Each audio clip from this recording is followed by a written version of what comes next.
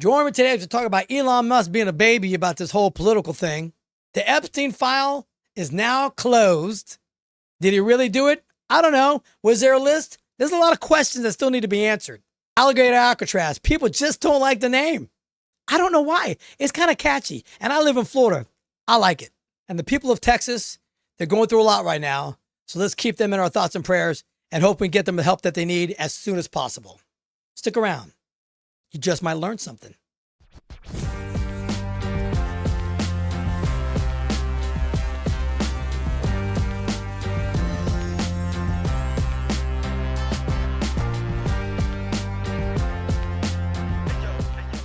First, I'd like to start off the show by giving my thoughts and prayers to those in Texas that have lost their lives.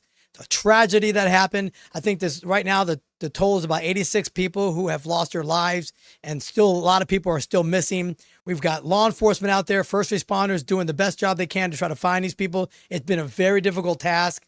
And for all those people that are complaining about FEMA, that Trump took away FEMA, let me explain this to you. Getting rid of FEMA and putting the money directly into the governor's pockets is the best way to do it. As somebody that lives in a state of Florida that has a lot of hurricanes, a lot of natural disasters, the FEMA red tape is something you don't want to deal with. And it's a hard time to go through every time there's a hurricane in this area. Giving the money directly to the governors of the state to distribute the funds and get organized very quickly is the best way to do it. So if anybody's complaining about FEMA not being there and all that because Trump, it's better, trust me, it is better to have them gone out of the picture and give the money directly to Governor Abbott, Governor DeSantis, and those types of governors that deal with natural disasters on a yearly basis, because that money is going to make things happen very quickly and better for everybody else that needs the help that they need to get. So our thoughts and prayers are out to the people of Texas. Welcome to the Eric T Conversation. I'm Eric T. You can see I got some new equipment here today, guys. I got a new microphone, so hopefully my sound is much better than it has been for the past 9 months. I got a little upgrade. I figured I'd do that since I've been really enjoying what I'm doing. So here it is. I hope it sounds better from now on. Anyway, I was at EOS this weekend. I was working out and I was doing legs. And a lot of you guys know that I work out. I've made a couple of comments about the gym's protocol in there. And there was a guy that was using the leg extension. And, it was the only one that was available at the time. There's this guy using the leg extension, and I wanted to use that particular machine. So I watched him for a little while. He had about 3 or 4 sets done. So he was kind of sitting there, just kind of waiting. So I tapped him on the shoulder and said, "Hey, excuse me, man, how many more sets you got?" Like most people do at the gym. He said, "I got 1 more." I said, "Okay, cool." So I just kind of stood off to the side and waited for him to finish his set. Well, after he said that, about 2.5 minutes later, after he just sat there, 2 young ladies, I guess they were friends of his, came up to have a little chit chat with him. So we started engaging in a conversation, and this conversation got long. I mean, it was about 2.5 minutes this conversation lasted. So from the time I asked him how many sets you've got left until those girls finished talking to him was about 5 minutes. And then he was just about to start up again, and then the girls came back to talk to him again, and they started talking to him again, and he hadn't even done his last set. So I'm being patient, and at this point, I'm old school, guys, okay? I'm old school. Somebody asked you how many sets you got, and you tell them 1, rapido. Get it going, finish your reps in your set, and get off the machine so somebody else can use it. He continues to engage them in another conversation. And at this point, I'm like, you see me standing here. I got my water bottle up over here in the corner. You see my little towel there. I'm waiting to use that equipment. So he doesn't move. So I kind of tap him. I'm like, "Hey, man, are you going to finish this up or what?" He's like, "Well, you can wait." I almost came out of my skin. My blood started boiling. No one's ever said that. I mean, these younger guys have no idea when you're at a gym what the protocol is, apparently. He said to me, "You can wait." I'm like, "I can wait for you to have a 5-minute fucking conversation." I go, "This is the only machine right now that I want to use. The other ones one of them was broken and somebody was in working out with somebody else and they were heavily into their workout. And you're sitting here having a conversation. So hit me up. Was I wrong to get pissed off about that? Or should I just let him finish his 5 to 8 minute conversation? I wish Joey Swole saw that. I wish I had a video of it, which he don't like videos in the gym. But I wish I had a video of this guy interacting with me. You get your equipment done, get off, you do your workouts, and you get off the machine. And I saw a girl there that same day doing some leg press machine, and she was on the phone talking to somebody the entire time she was working out while she's pressing. She's talking on the phone to somebody. I don't know who, but somebody. And I'm thinking to myself, man, you ain't working out very hard if you're engaged in a whole conversation while you're working out. Like that phone call can't wait an hour until you get out of the gym and then go home. Just listen to some music, work out, focus on what you're doing. Don't have a conversation. So guys, if you're at the gym and somebody asks you how many sets you got, finish your sets, a minute, 90 seconds, rest, and then get your other set going on. If you're sitting there more than that, you're wasting everybody's time because gyms nowadays are busy and there's a lot of equipment that people want to use. So get your ass off the equipment and be polite. And don't come at me with, you can wait. Anyway, that's my observation of the day. Now for the conversation. Elon Musk is a crying little baby. I'm convinced of it now. I'm really happy with what he did with Doge. He found a lot of waste, fraud, and abuse in the system. They closed USAID, PBS, NPR, a lot of money that he found. And he thought that when they came out with a bill, they're going to come up with a bill that had zero money added to the deficit. That's not going to happen, dude. It's not going to happen because a lot of provisions were in this bill, and we're going to get into that. But what Elon Musk doesn't understand, this is not a company. You can't just wave a magic wand and just start cutting things off and just not doing it. There is bureaucracy in the government now that's been there for a very long time. And you can't just cut things out with a knife. You can't, not even with a scalpel. It takes time to slowly pull back on some of these things that are in the government that take a lot of the taxes that come out of our checks to fund the entire government. And he was pissed about the bill. Now, I get it. This guy has voted Democrat his entire life. And he only decided to vote for Trump after Trump's assassination attempt in Butler, Pennsylvania. He thought it was awesome when he stood up there, and he thought that was just great, and he thought he would put his full force behind him. And he did, 100% wearing the black MAGA hats and doing all that. And he was all in. He's an all-in kind of guy. But something happened along the way is that Elon Musk, a lot of these people who are rich and famous, they believe their own clout. They believe in their hype. They believe that they can influence anybody. And he found out very quickly that he can't.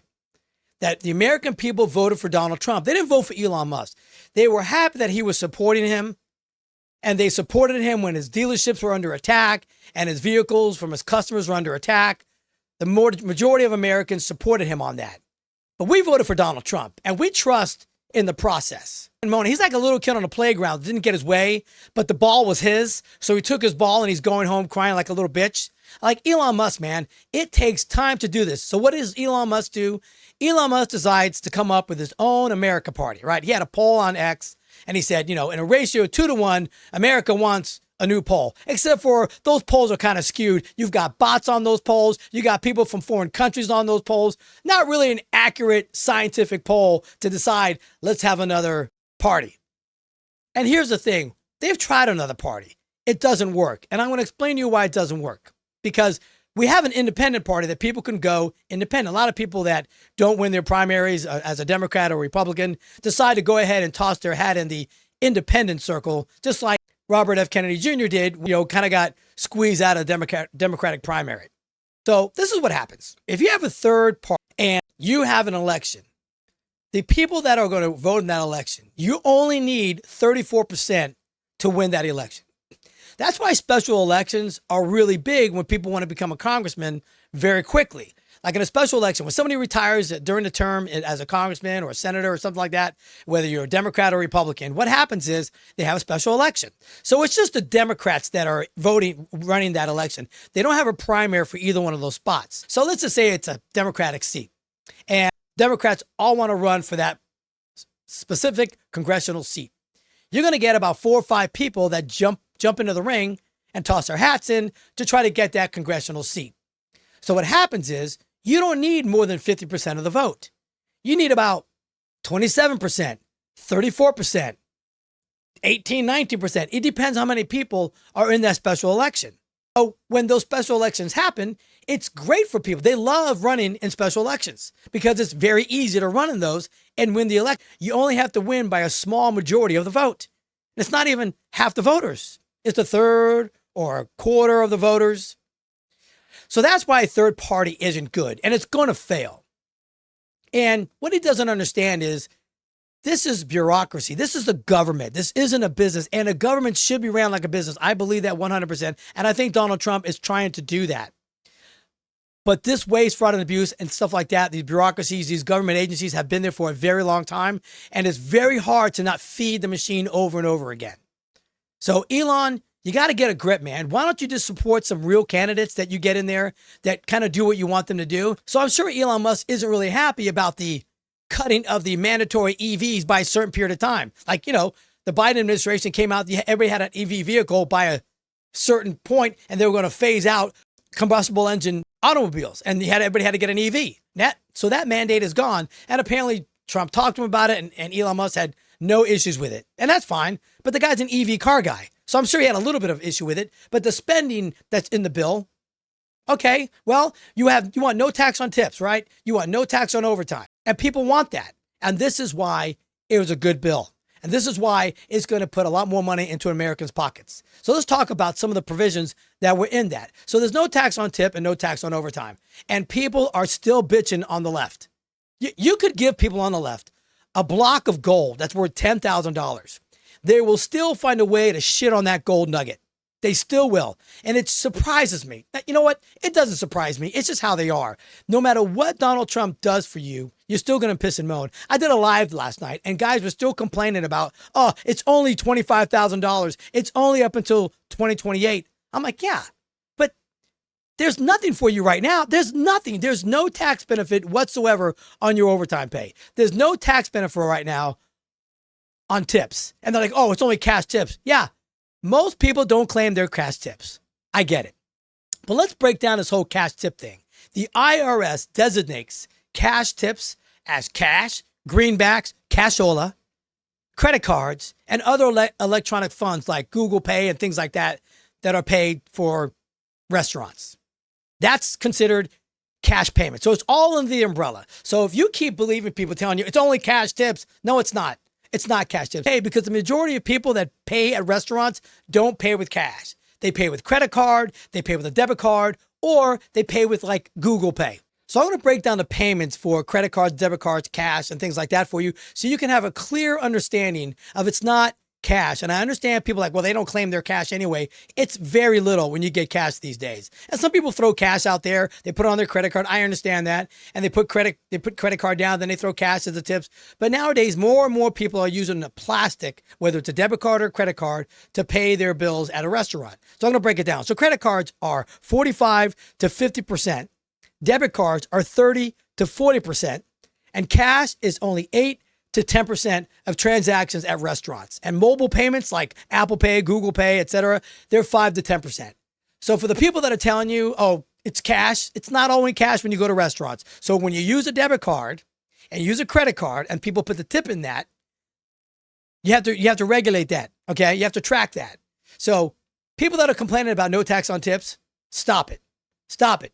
It's a good thing for people. I get it. It's up to $25,000. Okay, for no tax on tip. So if you're married, filing jointly, that's up to $200,000. If you make up to $200,000, you can deduct $25,000 in tip wages that you receive. Now, a lot of people don't claim tips. I get it. But you know what?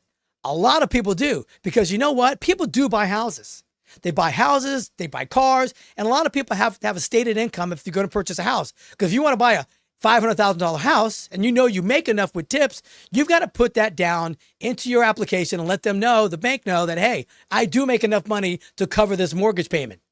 So yes, people do actually claim their tips that they make at restaurants when they want to buy houses, because a lot of servers out there may not buy a house right now, but eventually they're going to want to buy a house. And people in their 30s and 40s that are servers, which is an honorable profession, will claim their tips in order to purchase a house. So it's a good thing. You're getting something now that you didn't get before, and it's up till 2028, and then they're going to put it out again, and they're going to have to vote on it again to keep that in it. So that's a good thing. The other thing is no tax on overtime. No tax on overtime is up to $10,000. Now, if you're a couple, okay, it's up to like $150,000. If you make over $160,000, like as in a salary, you don't get overtime. You don't get to claim that overtime of $10,000. But here's a cool thing that people don't understand. If you are married and you and your spouse make $200,000 a year together, and she makes a little OT and you make a little OT, that's individualized. So it's not combined. So if she makes $10,000 in overtime and you make $10,000 in overtime, that's $20,000. And you both can claim that if you don't exceed the threshold of over $200,000 filing jointly. That's great. That's another win for people. That's more money in your pocket. People have to understand a lot of these things that are in these bills are good for you. And I just don't understand how people keep complaining about them. They just bitch to bitch because it was Donald Trump and the Republicans that did it.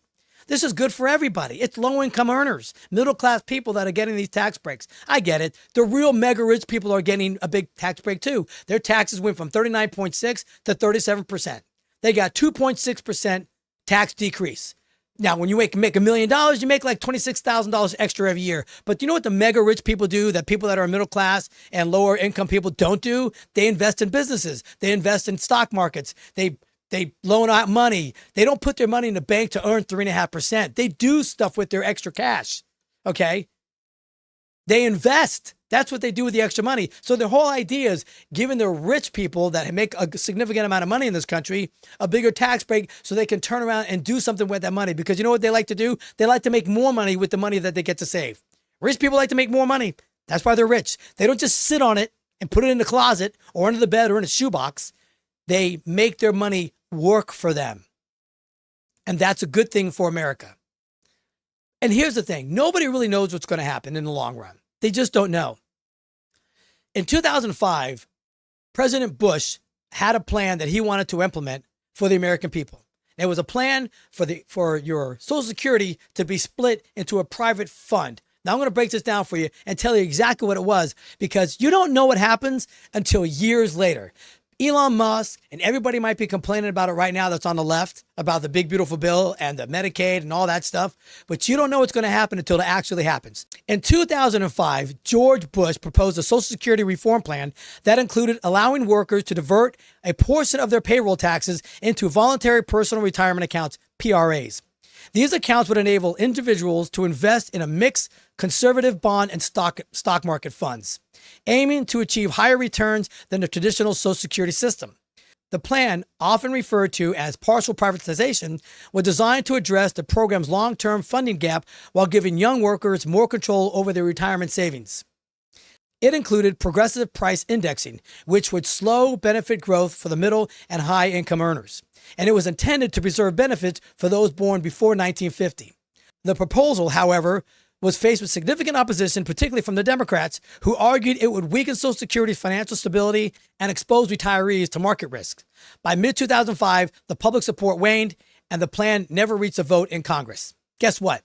In recent analysis, and a lot of different posts that people say, the Bush plan, if it had been implemented 20 years ago, would have had a significant benefit for retirees. For example, in 2025, the analysis said from the American Enterprise Institute modeled that individuals retiring in 2025 could have seen higher benefits due to market returns on their personal accounts, with some estimates suggesting an additional $40,000 or more in their retirement savings. That's right.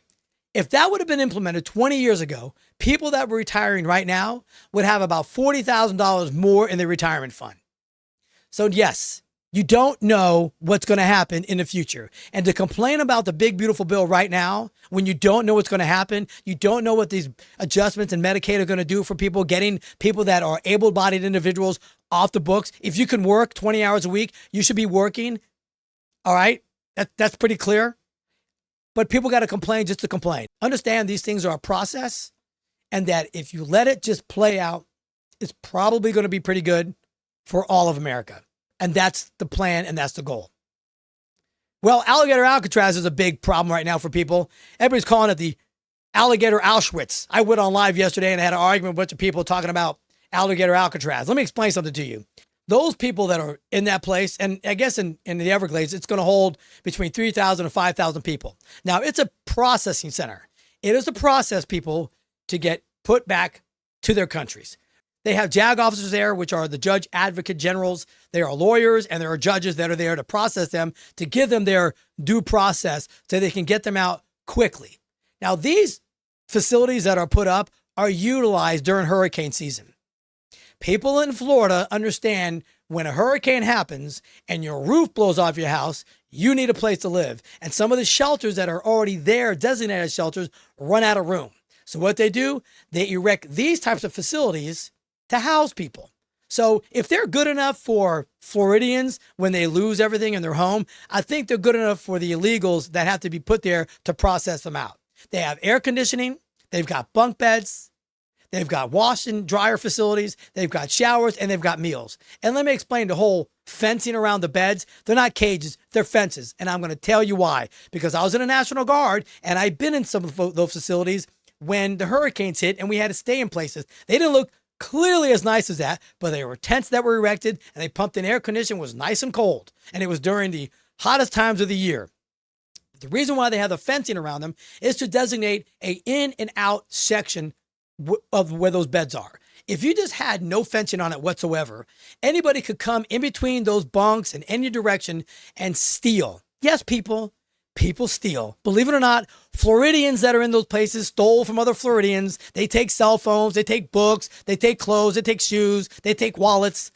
So the idea is to segregate certain sections so there's one way to come into that area and one way to come out. And the reason why it's fences and not 2x4s and framing and drywall, because they go up real quickly and then they take them down really quickly. So anybody keep complaining about this place, give it a break. You're being naive. This is a facility that's going to be ran to get people processed quickly and get them back to their countries. And here's an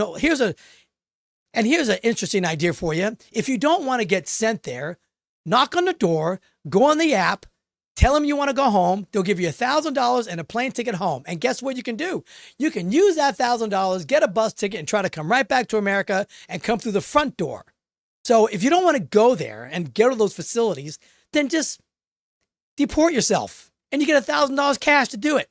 And then you could come back through the front door, because if you get caught and you go to those facilities, you're blackballed. You're not allowed to come back to the country. You are excommunicado, as they say, right? John Wick, you can't come back. So why risk it? Go home. And everybody's losing their mind about the memes about the alligators eating people. Look, guys, you've got to have a sense of humor. You have to have a sense of humor. If you don't have a sense of humor in life, I feel bad for you. Your life is going to be very, very long, because right now, they're kind of funny. Nobody wants anybody eaten by an alligator. It's horrific. A year ago, there was old lady that lived in an older community, 55 and up, and her dog was on the edge of the pond or lake or whatever that was there. And she went to go grab her dog to get away from the alligator that was in the water. And as she grabbed the dog, the alligator grabbed the old lady's leg and pulled her into the water. And the whole thing was caught on video. Her neighbor was on the phone the whole time, watched the whole thing happen. It is horrific when somebody gets grabbed by an alligator. You know, the little baby that was in Disney World several years ago that was walking in the area, they had signs that said alligators, but they let the kid walk in the water anyway, and the poor baby got taken. Nobody wants anybody eaten by an alligator. But the memes are kind of funny. Okay? So get over it, loosen up. Life is already serious enough if you can't take a joke about the alligators. And yes, Alligator Alcatraz is a hilarious name. It's hilarious. Come on, they even erected a sign down there off the highway to let people know it's back there. But you guys got to loosen up, okay? It's not the end of the world. It's just a funny thing. It's a little dark humor, okay? A lot of comedians have a huge following with dark humor, and that's all this is. So give it a break, give it a rest, enjoy your life, and don't be so uptight about some things. And finally, the Epstein files and case is closed. I don't believe it. I don't believe it at all, guys. Epstein, okay. Maybe he committed suicide. Okay, they released that video footage of nobody entering or exiting his cell. Okay, whatever. But there's no list. After all the information that we've been hearing for several years about this, Dan Bongino and Kash Patel pretty much screaming the loudest on this. Pam Bondi, the Attorney General, came out and said there's a list. They're going through it to make sure they protect the innocent people that are on it, people that are minors. Here's the thing. Jeffrey Epstein was a billionaire, but nobody really knows how he got his money. He was like an investment guy, okay? Investment manager. I don't know. Investment managers make what, 2 to 3% or something like that on investments. And if you're in investments and you're making those kind of returns for your customers, I mean, wouldn't people know who you are in the circles of investing? Nobody really knew who the guy was as far as those circles are concerned. He was just a billionaire. But yet he amassed billions of dollars in wealth. Now, there's speculation on individuals that were on the island. We don't know 100% for sure. There's different lists that have come out. I know people like, oh, the list didn't come out because Donald Trump was there. Now, listen, guys, if Donald Trump was in fact on Epstein Island and they have proof that he was there, don't you think the Democrats would have released that information during the election? No, they did not release that information during the election. They did everything else but that. Come on. If you are still saying that Donald Trump was on the island, I feel sorry for you. There's some great land in the Everglades that I like to sell you really cheap if you believe that. He wasn't there. If he was, the Democrats would have released that footage and that information during their campaign, which they did not because there is none. Yes, he flew into Lolita Express like 7 times because billionaires, believe it or not, share each other's planes. Hey, man, is your plane available? Yeah, they do it. They all do it. And then what happened? He creeped him out, and Donald Trump banned him from all of his properties, all of his resorts, from Mar-a-Lago, from his golf courses, everything. So he wasn't allowed to be anywhere near any of Trump's places. So that's a fact. You can look that up as well. But I have a hard time believing there's no there. 1 + 1 = 2 to me. And especially Dan Bongino and Kash Patel were really loud about it. Talking about he killed himself. I mean, the corrections officers were sleeping. They were missing. The cameras were shut off. I've heard people talk about that were actually in those cells at one time talking about they have paper sheets. The beds sit really low to the ground. It's almost impossible to hang yourself if you even wanted to do that. That they were like, it's impossible to do what had happened in there. And with social media and all that stuff, we have a lot of information out. Are there people that are really high up there that they sat down with them and said, listen, you cannot release this information. People will forget about it. Just keep telling you there's nothing there. Let's close the case. There's no list. I mean, we've heard he was an agent for Mossad. There was a blackmail ring. That's not true. I mean, where does all this information come from? It's just too much coincidence to say there's no there with that. But they came out and they're going to close the case. I believe, my personal opinion, that there is something there. That once Dan Bongino and Kash Patel got there, they got sat down in a room and they were told, hey, listen, these are the people that are on this list. If you expose this list, it will destroy the entire country. Now, I believe Dan Bongino and Kash Patel are honorable guys. I really, really do, especially Dan Bongino. I believe that guy 100%. When you get the information that everybody else doesn't get, you've got to make a call. And sometimes you got to make a tough call. And I believe those guys, it's my opinion, I believe they made a tough call. And they said, you know what? This is going to suck to do this, but we're going to have to come out and just close this thing up because we can't expose the kind of people that are on this or involved in this because it will destroy America. That's my take on it. I don't know. Maybe it's true. Let me know in the comments what you think about it. If you actually think it was nothing there, they had nothing to do with it, and Epstein absolutely took himself out, and there was no list, there's no blackmail ring, there was nothing. It just doesn't make sense to me. It just doesn't make sense. Give me a comment, click below, let me know what you think. I would like to hear your opinion on that. Anyway, that's it for today. Join me next time for a little chit chat, some observation, and some good old fashioned conversation. Thanks.